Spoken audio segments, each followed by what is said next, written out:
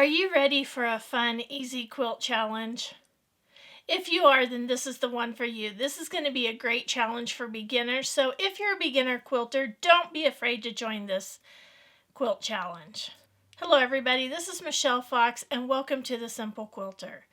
Today I'm going to be telling you about a quilt challenge that I will be hosting this year on my channel. Many of you from last year said that you enjoyed the Snowflake Quilt Challenge, so I thought I would do another one. Now, I have selected a pretty easy pattern for this year. There are several reasons I picked this quilt pattern. Number one, nobody's going to have to buy a quilt pattern, and this is a very versatile quilt pattern to use. It goes together quick and easy. It's just a fun quilt to put together. It's not going to take you hours and hours to do this quilt. So this is the quilt pattern I've selected. This is a triangle tube quilt pattern. I made a video on it last year. It's just a really fun video.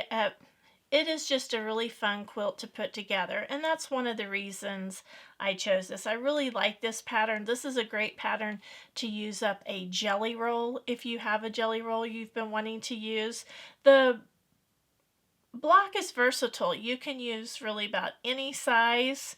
There's lots of different arrangements you can put the blocks in, so that's part of the challenge. You can make a quilt just like the one I am going to. I think I'm going to make one like what I'm showing, but if you have a little creative adventure in you, then try to make something else. If you don't want to do a big quilt, do a baby quilt, or you can do a table topper or a wall quilt. You can do anything in this quilt challenge as long as you use the triangle tube quilt block.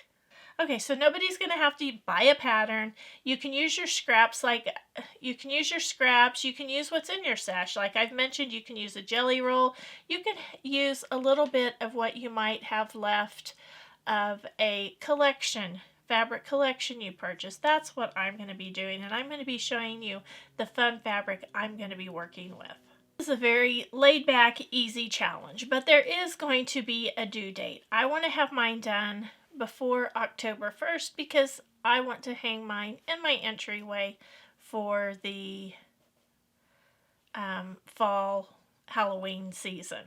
So the day you need to have everything done and ready for the reveal is September 10th of 2025. That will be the reveal date.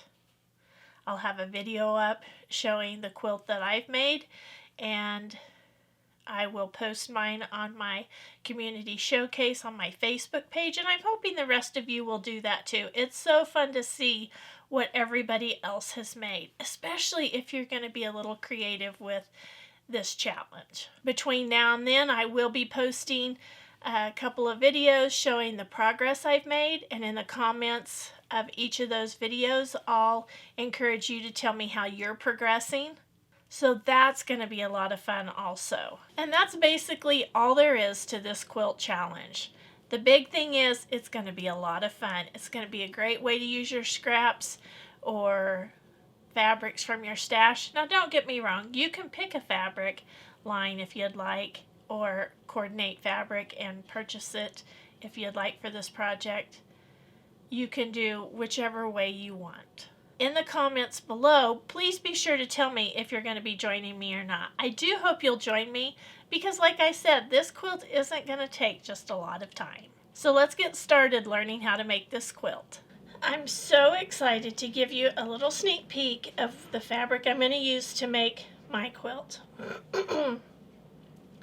Most of this is from a collection called Moonlight Manor from Deb Strain. I had some of hers, and I loved this little Halloween collection that she had. I don't have a lot of it left, so I had to pull in some other fabrics like this yellow and purple, and this is a Northcott fabric. This is going to be my background fabric, but you can see how those coordinate, and I'll probably have to pull in a couple of more fabrics, but I wanted to show you the fabrics I'm going to use. I'm really excited about doing this quilt. I love this pattern. It's easy. It comes together fast. And so this is the fabric I'm going to be using. You can also see I've been pre-cutting my strips. Now I did pre-starch my fabric. I didn't use Stay Flow. I just had to use the spray can this time. I just didn't want to do the whole Stay Flow thing. And I didn't want to open a jug until I had more to starch, because I don't have much Stay Flow left, and I really like using Stay Flow, but I want to use that for a larger project than this. There are basically 2 cuts you need to make for the quilt that I'm making and the size that I'm making. For my background fabric, these are cut at 4.5 inches. And the strips for me are cut at 2.5 inches. So if you have a jelly roll that you'd like to use up, this would be a great quilt for that. You can also use your scraps if you would like. I would recommend that you try to use the width of the fabric strips. I do have a few that I'm gonna have to, kind of fussy cut when I cut my triangles out, because these are so small, but this is all I had, and I just have to use these fabrics. I just want to use them. I think they're so cool. Just a quick review. I've mentioned this once, but I'm going to mention this again. Your strips, if you're going to make the size I am, this is 4.5 by the width of the fabric, and this is 2.5 inches. So again, a jelly roll is a great thing to use when making this quilt, especially if you have one that's just sitting around just screaming to be used. The first thing you're going to do, you're just going to take your 2.5 inch jelly roll strips, 2 that you like together, and you are just going to, you can pin these if you want, or you can sew freehand, but you want to be sure they're lined up just perfectly.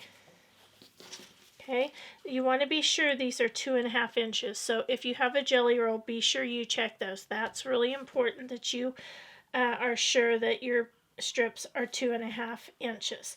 And you're going to take it to your machine, your sewing machine, and you're just going to sew a seam right along one side. When you're finished, it's going to look just like this. And again, you have right sides together so you can see. Look how fun those 2 fabrics are going to be together. This is such a cool fabric collection. I wish I had more of it.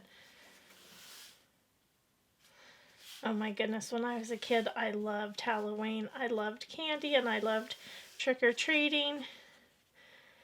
And our neighbors were so friendly, and everybody had such a good time. Okay, so that's how you piece that together. Once you have sewn it, you're going to want to press it. Now here is one that I had to piece, kind of, I had short pieces, and I just had to piece those on there. And this is where you're going to have to kind of be a little careful when you're cutting your fabrics into the blocks. But if this is what you have, if you just have little pieces, this is what it's going to look like when you're done. And this is what it's going to look like when it's all pressed. The next thing you're going to do once you have your 2 strips pressed is you are going to take your your background fabric and your strips, and you're going to lay that on there, and you are going to sew a 1/4 of an inch seam on both sides. You want to be sure you sew a seam on each side. Now I will pin mine. I want mine to stay in place. I don't want it to shift. And I cannot emphasize the importance of making sure your strips are 2.5 inches and that you have a good scant 1/4 of an inch seam. That's what helps these to come out just perfect. Now, if you have if you've got a piece like this where you've pieced it, I do recommend that you pin it for sure, just so that you don't get something like that when you pin it. You want to be sure they're straight. So be sure you're pinning it.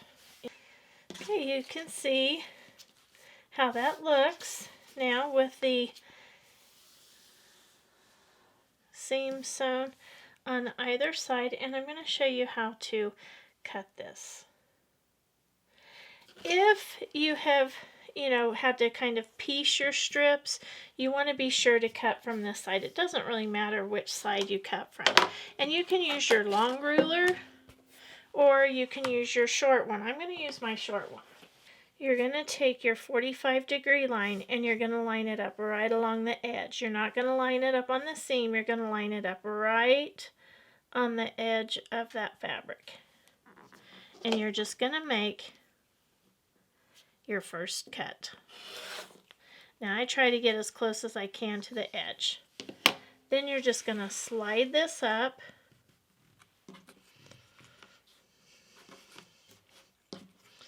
You're just going to slide that up, and you're going to put the 45-degree angle on this side of the fabric.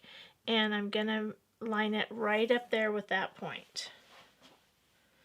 And you're going to make your next cut. And you're just going to keep sliding the ruler up and down and cutting these little triangle units. It's really just this easy.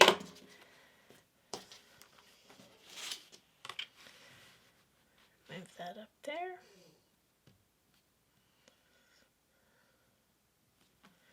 I'm going to make my next cut. Slide down again.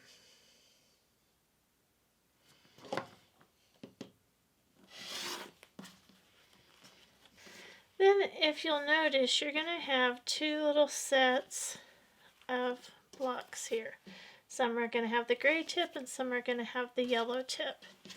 And you have enough to make 1, 2, 3, 4 blocks that are going to be just a little bit different. Let me show you. You're going to have to take off these little seams there. Now I've decreased my stitch size, so I'm going to have to get my seam ripper and take those couple of stitches out. Okay, so you're going to have just a couple of stitches, and unless you have a really small, put it on a really small stitch size, you should just be able to pull that right out. Okay, so you can see how you're going to have these blocks. I'm having to loosen those stitches because I did use a really small stitch size. But you can see how you have different blocks, just a little different block. Now here are a couple of tips. When you press these, when they go together, when you put them together, half of the seams are going to be needing to go that way and half of the seams are going to be needing to go this way so that they will nest and line up just perfectly. So in these two blocks, I just finished pressing them. You can see how one is going this way towards the light and one is going towards the dark. Now these are going to trim up at 6 inches. Now when you are making these blocks, when you're pressing them and when you're squaring them up, you have to be super careful because these are on the bias and you don't want to distort them. There's really not a whole lot to trim off here. And you shouldn't have a lot to trim off either. That's maybe anything there. Okay, and let me show you how nice those are going to nest up.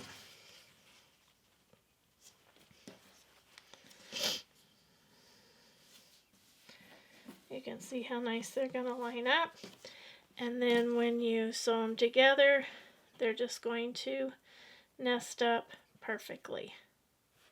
And then you'll just sew them and press them open, and they'll look like this. Now, I actually wait to press this open because I will press that at the very end, depending on which row it ends up on, because I want all one row going that way and the other row going the other. So I may give it a little finger press, but I don't press that with the iron yet. And that is as easy as it gets. These are just so much fun to do. They go together so quickly. Again, you do want to be sure you're careful handling these because these cuts are on the bias. You can get creative. You can turn the arrows going one way, the row going the other. You can go horizontally or vertically. You can mix them up. You can, mix your blocks up if you'd like. You can make squares like this. Of course, you'd want a purple one over there. I don't know where the other one went. But you can just, the options the options are endless. I think this would make a neat quilt. You could sew 2 rows together at a time. Anyway, this is going to be a fun one. I'm excited to see what you all come up with. I hope you've enjoyed this video. I hope you're as excited about this quilt challenge as I am, and I do hope that you're going to join me. Again, in the comments below, be sure to tell me if you're going to be joining this quilt challenge or not. And until next time, have fun quilting.